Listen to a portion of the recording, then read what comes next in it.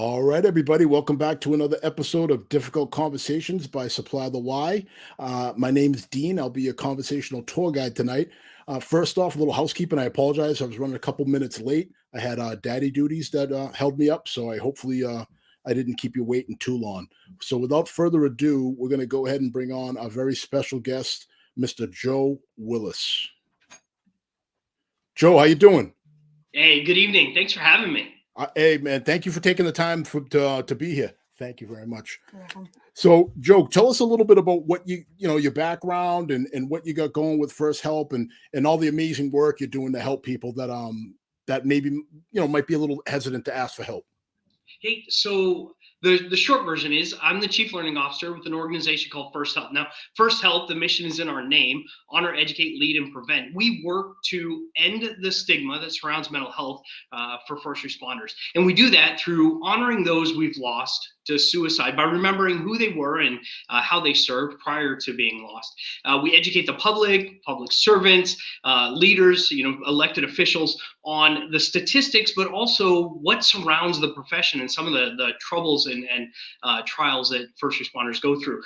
We work in that leadership space in so many different ways. We try to keep the conversation going at senior leader levels, elected officials, that sort of thing. But really, I hope what we talk about tonight is a lot of what we can do at the ground level, that first line level leader, the informal leaders and agencies, what we could be doing there. And then ultimately, what most people will tell us after they've lost someone to suicide is prevent the next. And we work day and night tirelessly to prevent the next. Now, a little bit about my background. I am a retired military police first sergeant. For those of you that are familiar with the Army and fellow vets out there, thank you very much for your service.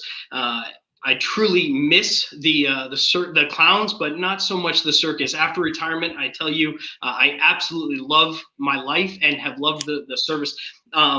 As a military policeman, I was fortunate in being able to balance a lot of that time with combat units, MTO, as my fellow MPs will recognize, to the TDA, those law enforcement assignments. I absolutely learned a lot from my civilian brothers and sisters and truly enjoyed the camaraderie, and am now an advisory board member with an organization called ILETA, the International Law Enforcement Educators and Trainers Association, where I work with fellow trainers to really improve the profession in so many different ways. Additionally, I've worked as a tactical trainer with an organization called Team One Network, and since my retirement. And so I thoroughly love my brothers and sisters in blue and will throw my heart out to them. And especially right now, our hearts go out to those in Louisville, given what they've gone through today. And again, they're probably not alone. Officers everywhere are going through a tremendous amount. So, Dean, I hope that answered your question. Who am I and why am I here? It certainly does. And I just want to touch upon something you said at the outset. You talked about how a lot of what you do initially is geared towards upper level management, senior management, command level folks. Why is that? And why do you think that's helpful?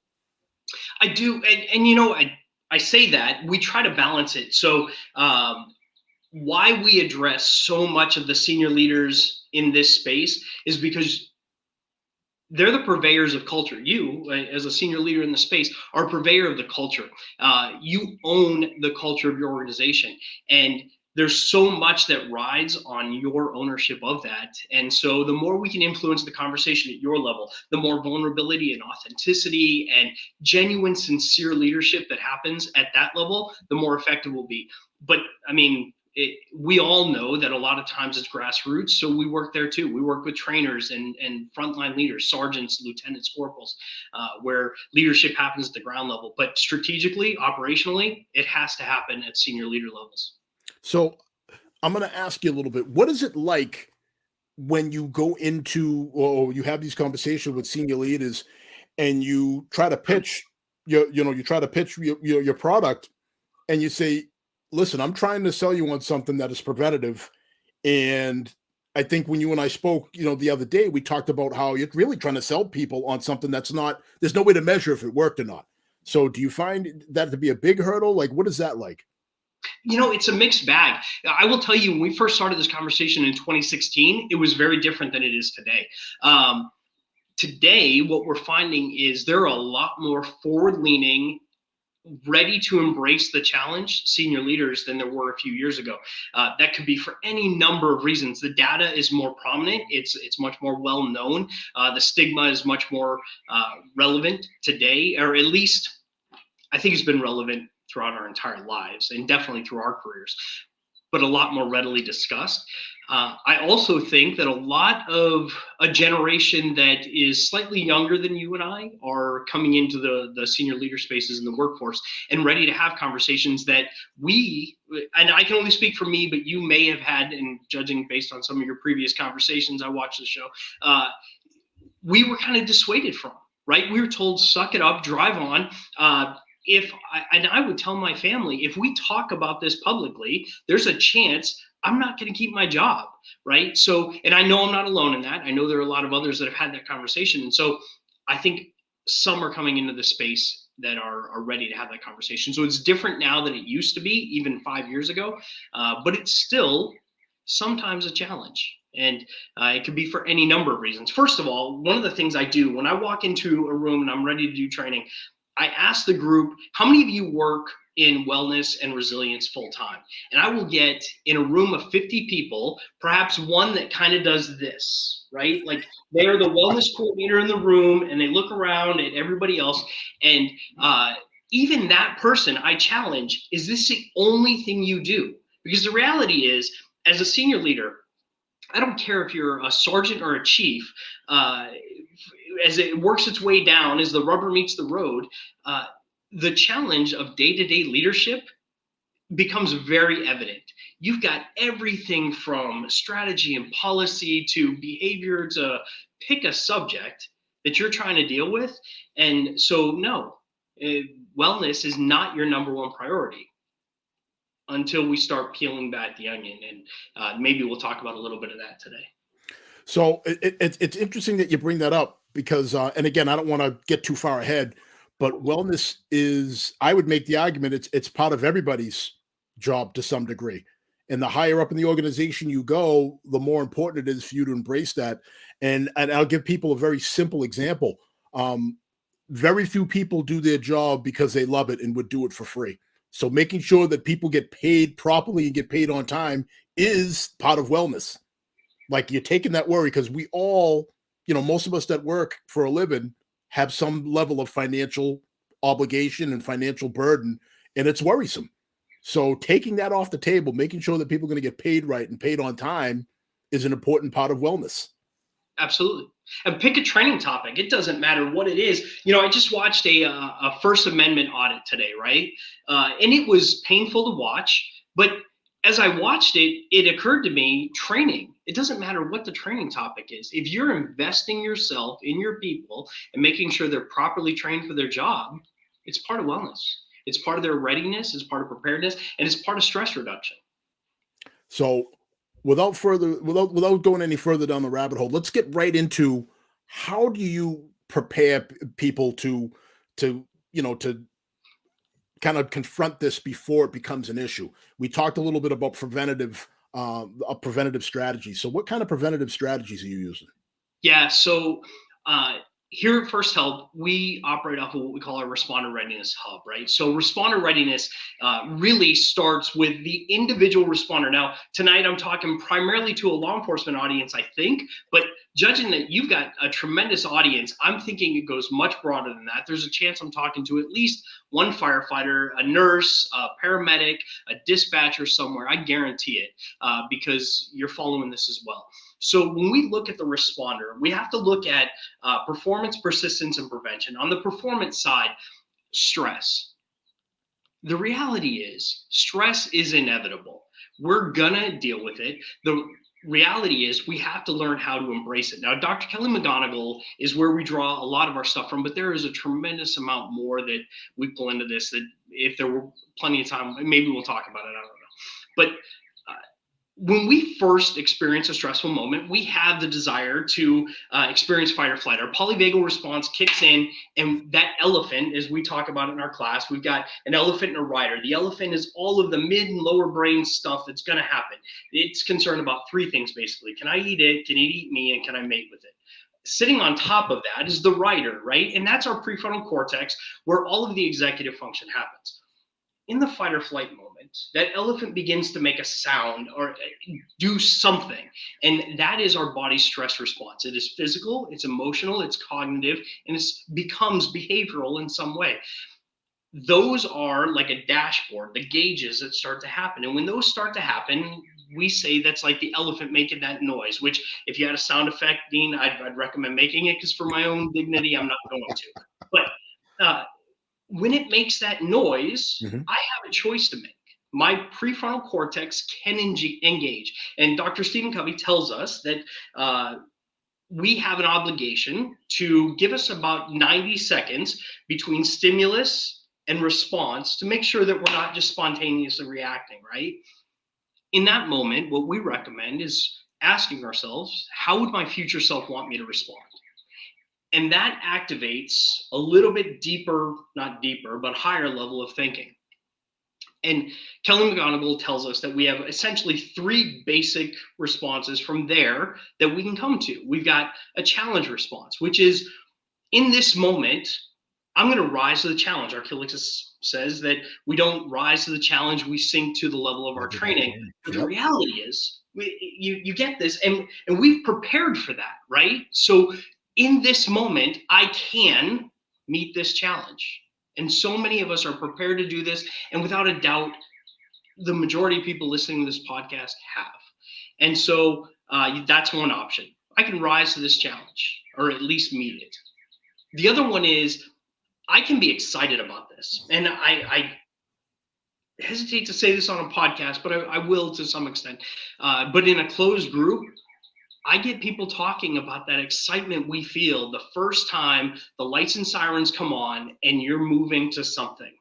The sound of the guns, whatever it is, it's an excitement feeling. You've trained for this moment. You know this is what your purpose is. It's okay to feel that way. That is your body's stress response. When you look at the video of the Nashville active shooter situation recently, that's exactly what that was. That was rising to a challenge, and that was men and women ready to meet whatever challenge lied in front of them. And I guarantee their body, that fight or flight response, was in a very different place for them. And my heart's beating, the hair on the back of my neck standing up. I can tell. I love it. I'm feeling your excitement. And the last one is tend to befriend. Now, we talk about in detail all of the chemicals that flow through our bodies, the neurotransmitters and the hormones that flow through our bodies that make these stress responses possible. But among the most powerful is this one called oxytocin. Pretty much everybody's heard of it, right? It's the cuddle drug. It's the one we get when we pet a cat. But the reality is, it's the same one that causes you to reach across and restrain a child sitting next to you in the car. It's the same one that will cause a soldier to jump on a grenade to save others and will cause somebody to dive in front of a bullet. That is our desire to protect the team. And when oxytocin is flowing and we ask ourselves, how would my future self want me to respond? And we answer the question with, I want to protect this team. And maybe in this moment, this team is this person sitting in front of me who I feel like yelling at because they are my employee, and that's probably what I want to do in this moment, but I'm not going to. Or my 17-year-old, or my spouse. In this moment, I want to protect this team. And so we dive into the stress piece. On the, I'll try to make this a little quicker. So that's the one component of it. When we get into the difficult conversations piece, when we get into the persistence module, that's results-oriented communication. How do we have those? We use a simple 5-step model. I'm not going to dive into a lot of detail on it tonight, but essentially it is, I sense these things. I feel this way. I think these things. This is what I want. Let's get a commitment. Let's do this. I sense, I think, I feel, I want, let's do. And so it kind of frameworks the conversation. And the last thing we do is we dive into the range of resilience, which is 5 very simple resilience skills that can be as complex as we want them, but at the same time are easy to attain for anyone who wants to be involved in it. So let me ask you a very quick version of responder readiness. So can I ask you about the second step a little bit? So I think I Yeah. So feel was the third one, right? Feel I the feel and think are interchangeable because the dual processing model emotionally and cognitively will experience things almost at the same rate. And so in this moment, stealing from Brene Brown here, the story I'm telling myself is the I think. And sometimes we'll work ourselves up in the I think space. And in the I feel space, we're not really, as a culture, able to articulate our emotions. that's where I And was going. okay, please. Yeah. So I found that somebody who's taken part in CISMs, which is essentially folks that aren't in law enforcement or you're not a firefighter. It's basically it's when you have you debrief a critical incident, and you Hmm. sit down with your team and you talk about what happened, according to everybody's point of view, what went wrong, and what you thought might have gone wrong. But the toughest piece is always talking about the feeling piece. I feel like a lot of type A folks that are first responders that do this kind of work, they have a very difficult time talking about what they feel versus what they think. But so to me, the gap is large because it's easier to talk about what you think than it is what you feel. Do you find that at all? Oh, 100%. So the very first step is the I sense. And I think we're pretty good at that. But to summarize, the I sense piece, take a triangle, and we've got the things we actually sense, five senses, the thoughts we have or the perceptions we have. And we are able to typically toss that out there. I just saw this. I heard you say this. My gut's telling me that sort of thing. On the I think piece, some people find it easy to say, hey, the story I'm telling myself is, I called, she's not answering, these things are happening, right? But the I feel, what I challenge all the listeners to do right now is just pull out your phones, or you're on it already probably, flip to another screen real quick and check what's called the wheel of emotions. Now, here's just world according to Willis, just bear with me on this. The and there's a bit of a stereotype buried in this. And given that you're really good at difficult conversations, feel free to pull the threads on me. But here's the reality. Through socialization, we as men are often discouraged from talking about emotions very early in our upbringing. And don't take my word for it. Google commercials, Disney cartoons, doesn't matter. There's plenty of socialization out there to show you this. And what I liken this to is, do you have friendlies up there still, Dean? Friendly's ice cream? Yeah. There's not many left, but there's still out there. Do you remember taking your kids to it back in the olden days, and they would give them the 3-pack of crayons, and they were really crappy crayons, Oh, right? absolutely. Yeah. So that's essentially what a lot of us as men are given for describing our emotions. This little 3-pack of crayons. And through good parenting and good teaching, some are able to expand that to an 8 or a 16-pack, right? Women, on the other hand, many are given only that 3, but the majority are encouraged to use up to 8 initially. And through good parenting and socialization, good teaching, might even get a 64-pack box. Oh. But here's what happens. When we try to describe emotions, we get one crayon and we try to color it anger. And I will take this thing I'm feeling and call it anger. What the reality is, it could be overwhelmed. It could be vulnerable. It could be, I don't know, pick a color, but it becomes fuchsia. And the pack I was given does not include fuchsia. And that's just the reality. I don't have the language to describe it.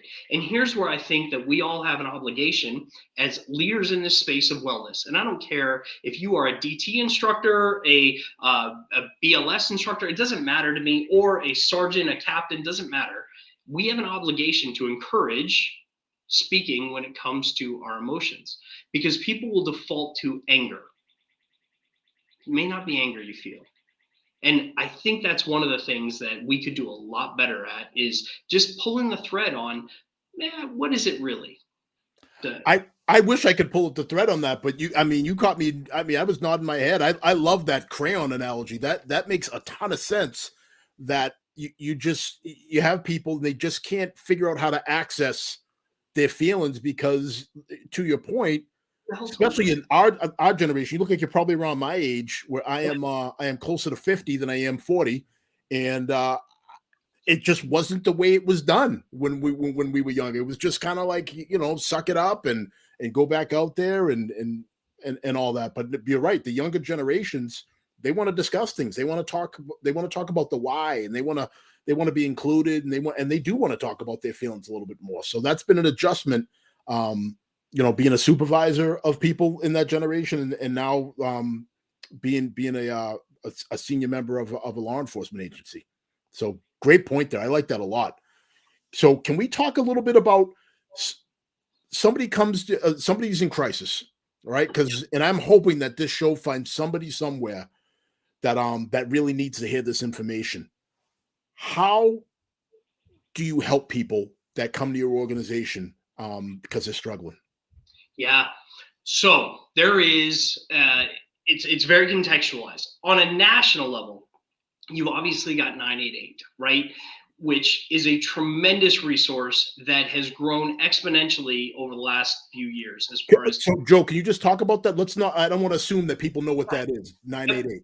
Absolutely. 988 is what is now the 273 Talk, the old suicide hotline, right? Which used to be able to connect with and get a variety of different resources. At this point, as they've gone to 988, they use a lot of local resource centers. So if I'm in Madison, Wisconsin. If I call a 988 number, it's going to connect me to someone locally. And the same thing is true if they're in a rural area around here. And it may be a Minneapolis that somebody connects with, but it's at least somewhat regional to me. So where you are in Boston, Dean, somebody calls from, I don't know, Western Massachusetts, there's a good chance I don't know where the one in Massachusetts is, but it's at least regional. And so there's a lot of regional resources and regional cultural awareness that they have as far as what's available for resources locally. Again, you've got the ability, if you're a veteran, to my fellow vets out there, press 1 immediately and you are connected to the veteran helpline. So there's a tremendous amount of resources there. Copline, I just looked up, I see you have it on the screen. Copline, Cop to Cop. There are resources that are immediately available to you at both of those. I should have pulled one of my resource cards over here. Additionally, you've got organizations like the Firefighter Behavioral Health or International Firefighter Center of Excellence. Tremendous resource, IAFF Center of Excellence. They will connect you immediately with a variety of resources that are available to you. We work with Carrollton Springs is another one. So these are national level resources. But what I encourage when we are training locally, when we do this drill with senior leaders, and when I say leaders in general, when we do a supervisor class, that is chiefs to sergeants sitting in a room. Actually, even informal leaders are welcome to join, FTOs, that sort of thing. Or in our responder class, we do it a little bit differently, but in the supervisor class is how we do it. We have them spend time actually researching local resources. Because if I stand in front of a room full of people and I ask, actually the video we played, I wish I could pull it up and play it for you right now. It's Robin Slade's video, The Hero's Heart. I highly encourage you, Google it, check it out. She is a phenomenal performer. She wrote this song called The Hero's Heart. We use it, and it is essentially about the music video we helped her produce. Is about these 3 first responders and the troubles they're going through. And at the end, I only play about 2 minutes of it, or any of our facilitators do, about 2 minutes. And it ends with just 2 very simple slides before we start the activity. I need help. And then it goes, screen goes black. What options do I have? Screen goes black again. And then I just look at the room. And it does not surprise me, even a room full of experienced leaders, those that would say, well, I'd take them to the emergency room. I will tell you right now, unless it's a medical emergency, that is not the place to take them. Mm-hmm. Right. And I think you know that, and many of us do, but it does not, at this point, no longer surprises me the number of people who will tell me that. So the right time to answer that question is right now. Now, both Dean and I just gave you a list of about 5 different national level resources. But wherever you are, wherever you're listening to this, here's two things I would recommend. Number one, you have an EAP, most likely. Almost every agency in this country has an EAP. And when I ask your first responders that work for you, do you trust your EAP? I get a mixed set of reviews. Yep. And it causes a tremendous conversation. And I love it. So here's what you do. You're a supervisor, you are a peer support specialist, or you're just somebody who cares about the men and women left or right of you. Pick up the phone and call your EAP and say, I have a friend who's experiencing an alcohol addiction problem. What are my options? I have a friend who told me she's depressed. What are my options? And get that list from them.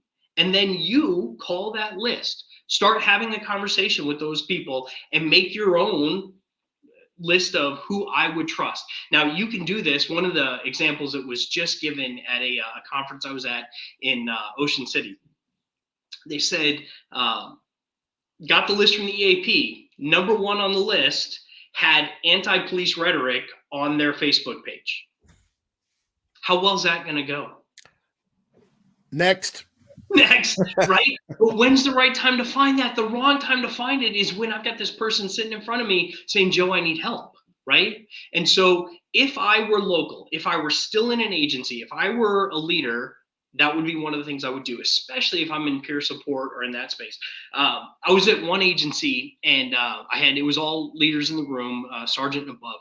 And one of the lieutenants told me, the only way for people to get the contact info for EAP is they have to go upstairs to HR where they've got this stack of cards. And so I looked at her and said, how many of those cards do you have in your car right now? I hope by your next shift you have more than that. The reality is, as leaders, we got to lean into the space. We got to be ready for the conversations. And if we know there's a potential for somebody to ask the question, be there with the answer. All right. Good stuff. Joe, I got a question really quick. Believe it or not, we're already at 27 minutes. Wow. And counting. That flew by. So Mike has a question or a comment. It says, I love to ask responders where they feel experiences in their bodies. Responders numb the bad and unwittingly numb the good right along with it. What's your reaction to that thought? I think that's a very, that's kind of deep there, Mike. I like it. Yeah, it is. Let me be honest. I know Mike. I've worked with Mike, and Mike is actually our training coordinator.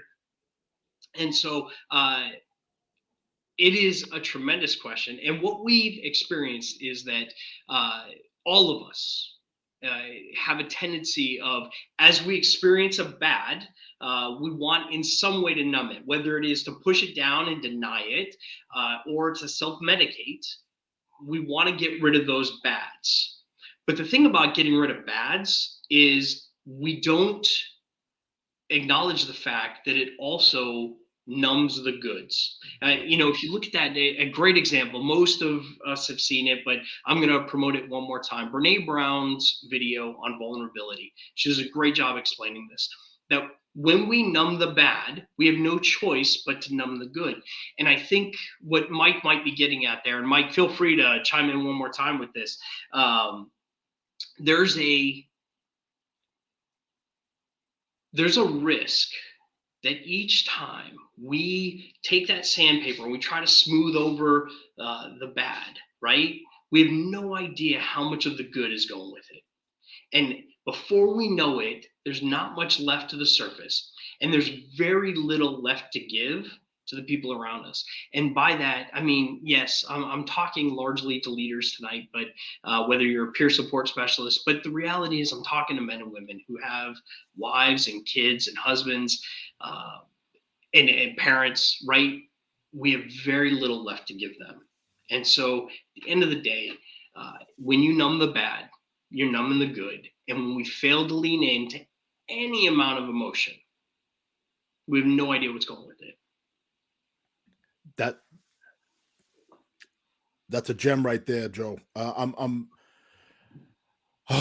mean, we could go on and on about this subject. I mean, there's so many different ways that people end up in the space. If anybody could take anything away from this, even if you are not in this space right now and you're just watching, because you're sitting around on a Monday night and there's not much else going on, somebody in your circle needs to hear this.